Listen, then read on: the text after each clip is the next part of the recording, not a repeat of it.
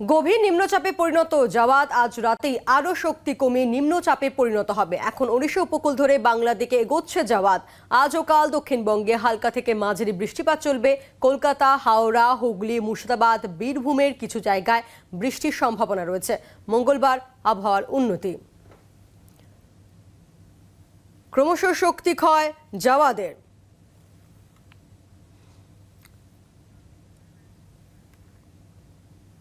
আগামীকালও বঙ্গে বৃষ্টির সম্ভাবনা। ভারী বৃষ্টি হতে পারে দুই মেদিনীপুর, ঝাড়গ্রামে, কলকাতার কয়েকটি জায়গাতেও বেশ কয়েকটি জায়গাতেও বৃষ্টি হওয়ার সম্ভাবনা রয়েছে। মঙ্গলবার থেকে আবহাওয়ার উন্নতির সম্ভাবনা, এমনটাই জানাচ্ছে হাওয়া অফিস। আজ রাতে আরও শক্তি কমিয়ে নিম্নচাপে পরিণত হবে জাওয়াদ। এখন ওড়িশা উপকূল ধরে বাংলা দিকে এগোচ্ছে জাওয়াদ। আজ ও কাল দক্ষিণবঙ্গে হালকা থেকে মাঝারি বৃষ্টিপাত চলবে। কলকাতা, হাওড়া, হুগলি, মুর্শিদাবাদ, বীরভূমের কিছু জায়গায় ভারী বৃষ্টির সম্ভাবনাও রয়েছে। মঙ্গলবার আবহাওয়ার উন্নতি। এই মুহূর্তে তিন প্রতিনিধি আমাদের সঙ্গে রয়েছেন।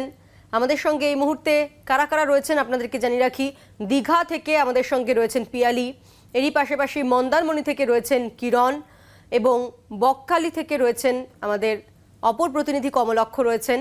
কাকদ্বীপ থেকে রয়েছেন অয়ন ঘোষাল রয়েছেন। আমি শুরুতেই দীঘার ছবিটা একটু স্পষ্ট করে বুঝে নিতে চাইবো। পিয়ালির কাছে চলে যাব। পিয়ালি, দীঘাতে এখন সকাল থেকে দীঘাতে কিভাবে আবহাওয়ার পরিবর্তন হচ্ছিল, ওয়েদার চেঞ্জ হচ্ছিল, তুমি আমাদেরকে দেখিয়েছো। এখন অনেকটাই সময় অতিবাহিত হয়ে গিয়েছে, রাত নেমে এসেছে, এখনো কি বৃষ্টি হচ্ছে, ঝোড়ো হাওয়া কি বইছে?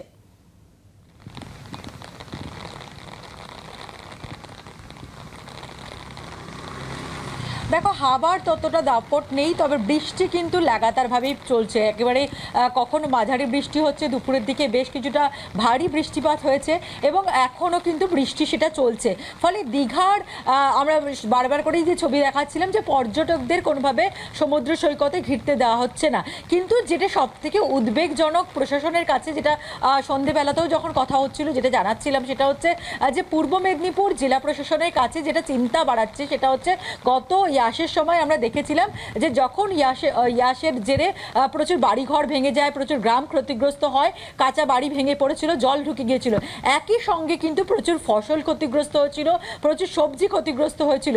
এবারও কিন্তু সেই চিন্তাটাই তাদের বাড়াচ্ছে। তার কারণ ইতিমধ্যেই আমরা জেলা প্রশাসন সূত্র থেকে যেটা জানতে পারছি যে জেলার বেশ কিছু গ্রাম, যার মধ্যে Potashpur block 1, block 2, Bhagwanpur block 1, block 2, Ramnagar block 1, block 2, এবং তার সঙ্গে সঙ্গে এগরার দিকটা, যে এগরা 1, এগরা 2, এবং এই উপকূলবর্তী অঞ্চলগুলো, সঙ্গে সঙ্গে উড়িষ্যা লাগোয়া বেশ কিছু গ্রাম, সেই গ্রামের কিন্তু প্রচুর জমিতে জল ঢুকে গিয়েছে, যার ফলে প্রচুর পরিমাণে ধান নষ্ট হয়েছে, এবং তার সঙ্গে শীতকালে যে সবজিগুলো চাষ হয় সেগুলোও কিন্তু ক্ষতিগ্রস্ত হচ্ছে। ফলে ইতিমধ্যেই প্রশাসনের তরফ থেকে কত কি পরিমাণ ক্ষতি ইতিমধ্যেই হয়ে গেছে সেটার অ্যাসেসমেন্ট তারা শুরু করেছেন। আগামীকাল এ বিষয়ে আরও খোঁজ খবর নেবেন জেলা প্রশাসনের কর্তারা। তার পাশাপাশি ইতিমধ্যেই যে জল জমে গেছে যে জমিগুলোতে, সেখান থেকে দ্রুত যাতে পাম্পের মাধ্যমে জল বের করা যায়। কিন্তু যেটা তুমি জানাচ্ছিলে যে আরও আজ রাতের মধ্যেই কিন্তু গভীর নিম্নচাপের আকার নেবে জাওয়াদ, এবং তার ফলে কিন্তু ভারী বর্ষণের একটা সম্ভাবনা রয়েছে দক্ষিণবঙ্গের যে জেলাগুলো, তার মধ্যে কিন্তু পূর্ব মেদিনীপুর অন্যতম। ফলে ভারী বর্ষণ হলে কিন্তু আরও এই জমিগুলোর ভেতরে জল জমে যাওয়ার একটা আশঙ্কা রয়েছে, এবং জল জমলে কিন্তু এইভাবে আরও ফসল ক্ষয়ক্ষতি হওয়ার একটা আশঙ্কা থাকছে। সেটাই যাচ্ছে, এবং তাই জল যাতে না দাঁড়িয়ে থাকে সেই বিষয়টি নজর রাখা হচ্ছে প্রশাসনের পক্ষ থেকে। পেলি, সঙ্গে থাকো। মন্দারমণিতে এখন ঠিক কি অবস্থা, কি পরিস্থিতি? কিরণ রয়েছে আমাদের সঙ্গে, আমাদের অপর প্রতিনিধি। কিরণ, বৃষ্টি কি মন্দারমণিতে এখনো চলছে? এবং পিয়ালি যেমনটা বলছিল যে দীঘার বেশ কিছু এলাকায় এখনো অব্দি জল ঢুকে গিয়েছে, এবং যার জেরে জলের জন্য ফসল নষ্ট হওয়ার একটা আশঙ্কা থাকছে।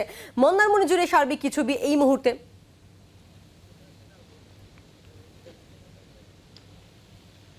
দেখো, এখন মন্দারমণি, যেখানে সমুদ্র খুব নিচু জায়গা, মন্দারমণি সমুদ্র খুব কাছে, এই মুহূর্তে দেখাতে চাইবো যে সমুদ্র খুব উত্তাল হয়েছে এবং চলছে ভরা কোটালের জোয়ার।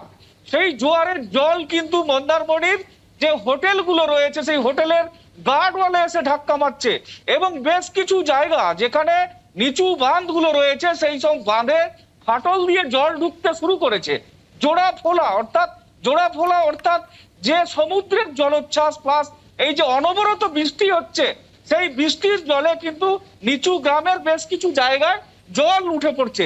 আর তুমি দেখতেই পাচ্ছ যে হোটেলের যে গেট রয়েছে, মূল গেট, গার্ডওয়াল, সেই গার্ডওয়াল টপকে জল কিন্তু হোটেলের মধ্যে ঢুকে পড়ছে। পেছনেই আমি ক্যামেরা পার্সনকে বলবো একটু হোটেলে সৃষ্টিকে বলবো একটু হোটেলটাকে দেখাতে। সেই হোটেলের গেট দিয়ে জল ঢুকে পড়েছে। তোমাকে বলতে চাই যে হোটেলের যে পর্যটক উইকেন্ডে যে যারা ছিলেন তারা অনেকেই বুকিং ক্যান্সেল করলেও যারা আগে থেকে ছিলেন তারা কিন্তু প্রত্যেকটি হোটেলে প্রায় 20 থেকে 25% পর্যটক এখনো রয়েছেন। তারা কিন্তু অনেকে উপভোগ করলেও আতঙ্কেও যথেষ্ট রয়েছেন। সমুদ্র যথেষ্ট উত্তাল, এই সবে এই ভরা জোয়ার শুরু হয়েছে, আরো 2 ঘন্টা ধরে এই জোয়ার চলতে থাকবে। তারপর কি পরিস্থিতি দাঁড়াবে সেদিকে প্রশাসন কিন্তু যথেষ্ট নজরদারি চালাচ্ছে। আর যে সমস্ত জায়গা দিয়ে জলগুলো ঢুকছে সেই জলগুলো রোধ করবার জন্য বাঁধের মেরামতি করা হয়েছিল, নতুন করে আরো কিছু বাঁধ মেরামতি করা চলছে। বৃষ্টির জল যে জমা জল যে সমস্ত জায়গায় জমেছে সেগুলোকে বার করে দেওয়ার পাশাপাশি যারা যে সমস্ত গ্রামবাসীরা সেখানে ছিলেন তাদেরকে কিন্তু বেশ কিছু ক্ষেত্রে সরিয়ে আশ্রয় শিবিরে রাখা হয়েছে। এই মুহূর্তে জল আরো যাতে তাদের সমস্যার মধ্যে না পড়তে হয়। 2-24 পরগনায় সেখানেও বৃষ্টি হওয়ার প্রবল সম্ভাবনা রয়েছে আগামীকাল, এবং আজ দিনভরও বৃষ্টি হয়েছে। বকখালি থেকে রয়েছেন আমাদের অপর প্রতিনিধি কমলাক্ষ রয়েছে। কমলাক্ষ, সন্ধ্যের সময় যখন কথা হচ্ছিল তুমি বলছিলে যে বৃষ্টির পরিমাণ বেড়েছে, হাওয়াতে তুমি দাঁড়াতেও পারছিলে না, এমন পরিস্থিতি তৈরি হয়েছিল। এখন কি পরিস্থিতি?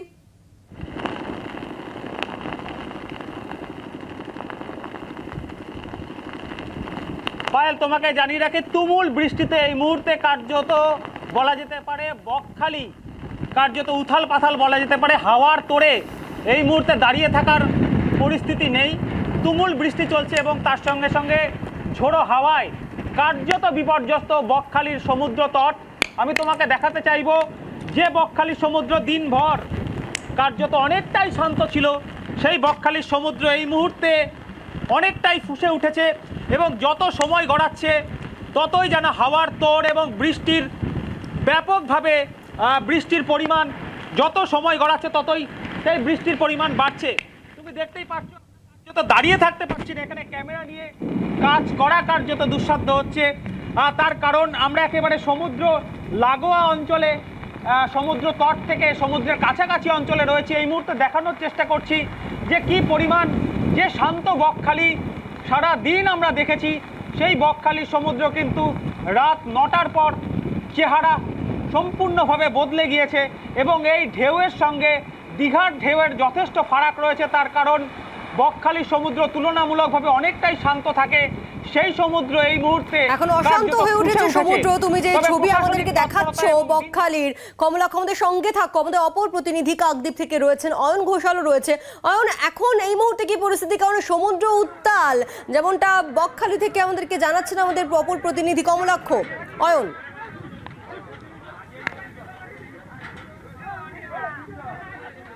প্রথমে একটা ছবি দেখাতে চাইবো ক্যামেরা বন্ধু দেবজ্যোতির মাধ্যমে। এই ছবি হচ্ছে ঘরে ফেরার যে তাড়না তার ছবি, কারণ দুর্যোগ আসছে এবং অগণিত মানুষ এই মুহূর্তে লট 8 জেটি ঘাটে তারা কাতারে কাতারে ভিড় জমিয়েছেন। যেমনটা আমরা জানিয়েছিলাম যে বেলা 12টা থেকে এখনো পর্যন্ত ফেরি সার্ভিস কার্যত বন্ধ, এবং এই ফেরি সার্ভিস চালু করা যাবে কিনা, এই মুহূর্তে সমুদ্রের কি অবস্থা, এই সমস্ত কিছু পর্যালোচনা করে WBTC অর্থাৎ ওয়েস্ট বেঙ্গল ট্রান্সপোর্ট কর্পোরেশন, যারা সরকারিভাবে এই লট 8-এর জেটি থেকে কচুবেড়িয়া পর্যন্ত ফেরি সার্ভিস প্রোভাইড করে, তারা সিদ্ধান্ত নিয়েছেন যে এই মুহূর্তে কাকদ্বীপের লট 8-এ দাঁড়িয়ে থাকা প্রায় কয়েকশো মানুষ, সংখ্যাটা কমপক্ষে 450 থেকে 500 মানুষ, তাদেরকে ওই পারে পৌঁছে দেওয়ার জন্য আর একটি কোনোভাবে ফেরি সার্ভিস দেওয়া যায় কিনা।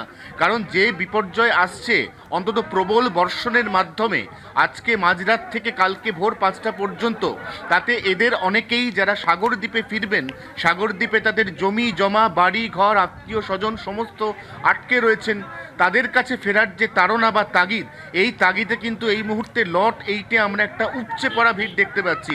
পাশাপাশি এবার অন্য দিকের ছবি, অর্থাৎ এই মুহূর্তের কাকদ্বীপের প্রাকৃতিক আপডেটের ছবি। আমরা জলের দিকে তাকালেই বুঝতে পারবো জলের স্তর কিন্তু অনেকটা বেড়ে গেছে। আমরা এখানে সকাল থেকে যতবার লাইভ করেছি প্রত্যেকবারই আমরা দেখেছি এখানে যে নৌকাগুলো ছিল, তোমার নিশ্চয়ই মনে থাকবে এর আগেও যখন তোমার সাথে কথা হয়েছে এই নৌকাগুলোর থেকে অনেক অনেক দূরে জল ছিল, কিন্তু এখন দেখতে পাচ্ছ নৌকাগুলোর কাছাকাছি জল এসছে এবং যে ফিশারি ট্রলারগুলো রয়েছে সেগুলোর কিন্তু এই মুহূর্তে একদম নিচ অব্দি জল এসে গেছে। অর্থাৎ কোথাও না কোথাও আজ মধ্যরাতের পর ঘড়ির কাঁটায় এই মুহূর্তে 9:15 বা 9:12 বাজে টু বি স্পেসিফিক, আজকে আর ঘন্টা তিনেকের মধ্যে যে দুর্যোগ আসার পূর্বাভাস দেওয়া হয়েছে সেই দুর্যোগের পরিপ্রেক্ষিতে এই মুহূর্তে একদিকে যেমন প্রশাসনিক তৎপরতা, একদিকে আবারও বলছি মানুষ এখানে আটকে পড়েছেন, তারা যে কোনো মূল্যে ফিরতে চাইছেন সাগর দ্বীপের যে ভূখণ্ড সেই ভূখণ্ডে, এবং সেই জন্যেই এই মুহূর্তে ফেরিঘাটে তাদের প্রত্যেকের একটা আকুল ঘরে ফেরার বাসনা। আমরা অ্যানাউন্সমেন্টও শুনতে পাচ্ছি খুব সম্ভবত আর একটি ফেরি, সেটি এই অগণিত মানুষ কমপক্ষে 450 থেকে 500 তাদেরকে সাগর দ্বীপে পৌঁছে দেওয়ার জন্য সম্ভবত এই লটির জেট থেকে ছাড়া ব্যস্ততা, হবে। চূড়ান্ত ব্যস্ততা কাকদ্বীপে। অয়ন আমাদের প্রতিনিধি যেমনটা তুলে ধরছিলেন, আমাদের 4 প্রতিনিধি 4 জনকে ধন্যবাদ। সময়ের সঙ্গে সঙ্গে নদীর জলস্তর যেমন বাড়ছে, সমুদ্র উত্তাল হয়েছে, আমাদের 4 প্রতিনিধি এই মুহূর্তে দাঁড়িয়ে ঠিক কোথায় কোথায় কি সার্বিক ছবি তা আপনাদের সামনে আমরা তুলে ধরলাম। এখন নিউজ দেখুন আপনার সময় মতো, আপনার হাতের মুঠোয়, রাজ্য দেশ দুনিয়া। ডাউনলোড করুন জি24 ঘন্টা অ্যাপ, এক ক্লিকেই পান সব আপডেট।